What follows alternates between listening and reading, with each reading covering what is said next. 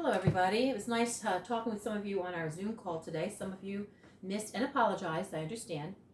And that's understandable. This is kind of crazy for everybody. Some working at home and everything else. I am not the only one working from the house. So I understand that. Please, I'm not offended, and please don't be offended by my saying I missed some of you on the call. Okay? Uh, what I want to remind you is that on Friday, your final polished copies are due. Okay? All right. What I want to do real quickly is go over just a couple things as far as the historical fiction. What would be to your advantage is to look through your notes on what I gave you about the historical fiction, because there is a test on Friday. But I just want to review a couple things, and I'm going to try to get the Sign of the Beaver finished today. Okay. We remember that the climax of a story is the highest point in the story's plot. Okay? The conflict are the problems that characters face and deal with in the story. We also know that the definition of historical fiction is a story about a time and a place from the past. And you should know that perfectly well since you had to write historical fiction papers as well. Okay, plot. What is the plot? It's events that happen that make up a story. The resolution, of course, is exactly what the word says. It's resolving. It's the way that the story's problems are solved. And then the setting is where the story takes place. The plot of the work of historical fiction must be something that could realistically happen in the historical setting. So some of you I tease about, this Fortnite stuff and everything else that you do. Well, you can't write about a bicycle and include Fortnite in bicycle, because that definitely was not consistent with the time period. Okay?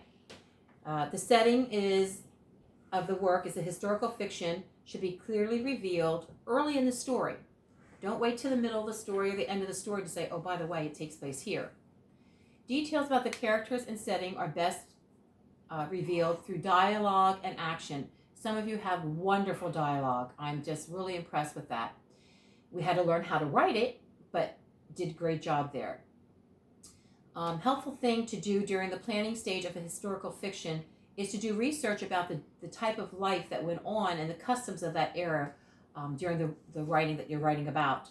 A plot diagram, which we did, it maps out the events in each part of the story, from the beginning, the rising action, the climax, the falling action, the denouement, and the ending. The climax of a story usually comes just before the resolution. Okay, and we talked about 3 different types of conflict: the conflict between 2 characters, the conflict between a character and a difficult situation, a conflict within a character, within himself. There are more conflicts in literature, but those are the only 3 we zeroed in on during our study this time. And remember, you introduce your character, introduce the conflict, and introduce the setting at the beginning of the story. In the middle of the story, you show the characters trying to resolve the conflict. You tell and show what the conflicts are, how they grow. And then in the ending is when you leave the reader with a satisfied feeling. It tells what happens after the conflict is resolved, and you end it there. You bring nothing new into that situation. I'm going to go a little bit over 5 minutes tonight because I want to try to get this book finished as well. Now, back to the book. Matt and the dog realize that the snow flurries are over and that the snow is really coming down now. It's piling up high. Matt knows that it's sometimes near Christmas, but he kind of lost track of putting the notches in the stick because it just took too time and all the days seem to run together. So he just forgets about that. By the next morning, Matt can hardly even open the cabin door because of all the snow. And he starts to panic because he doesn't know how he's going to get out of the cabin. Then he quickly makes a makeshift shovel and gets himself out the door. He puts on those snowshoes that Etienne had given him from his grandfather, and it takes a minute, but soon he becomes a pro at wearing them. He resets all the snares that he had and puts them onto higher snow so that he can still catch the animals. And he gets himself, and then he walks with the snowshoes to the lake for some fun. He's actually happy and is thankful that he has the snowshoes, and his fear for winter is kind of past. He celebrates. In order to celebrate, he cooks himself a nice little meal and cuddles in the chair with Robinson Crusoe. And the last chapter, which is going to take us to 6 minutes, but that's okay. 3 days later, Matt collects firewood and the dog starts barking frantically. When Matt looks up, he sees shapes moving toward the cabin. He realizes it's his family. And he is just ecstatic. He goes running to his dad. His dad throws his bag away. He grabs Matt. He gives him a big bear hug. His mom and sister are both there as well. Matt helps his mother through the cabin door and realizes that she's very pale and weak. She told him that she had to be there before Christmas no matter what happened. The dad explains that they caught the typhus, a very bad infection. It zapped their strength. Thanks to the mother, who should not have been traveling, but she pushed herself through, she pushed the family through, and they were able to make it. Matt tells them it wasn't so terrible being alone, that he thanks his Indian friends and Indian brother.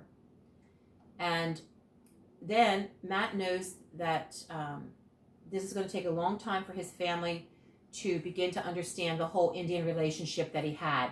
While unpacking the sled, his dad tells him that the baby died after 5 days. Matt wishes that he could hide the cradle from his mother because he had made her a cradle, but it's too late. Mom already notices it. Matt feels like he could just burst after his dad tells him how proud he is of him. And he understands at that moment how Etienne felt when he finally became a man. Matt feels like a king as he unpacks all the goodies and everything that the sled was holding, including his dad's new rifle and his old musket. Inside, Sarah's unpacking everything and tells Matt that the dog is weird, and we all know that the dog is weird. Matt tells her that he's an Indian dog and that she'll soon get to like him. He can't believe how big Sarah is now, but she's still her sassy, spunky self. His mother slowly moves around the cabin, admiring everything that Matt has done to prepare their arrival. Then she holds his shoulders, one inside of her hands, and she realizes, boy, he sure has grown a lot, and he's just grown so much. She tells him that people are moving in the area, and they want to start a mill. Matt is only somewhat happy because he likes the forest, and he wishes that he could tell Etienne and Sackness that his family came. He also hopes that Etienne and his clan find another good hunting ground with all the white people coming and taking over the territory. He heads out to the snow and decides that over supper he's going to tell him all about Etienne and how they became brothers and how they saved his life. And that was real fast, so you can slow the speed down. Have a great night. I'll talk to you later. Bye.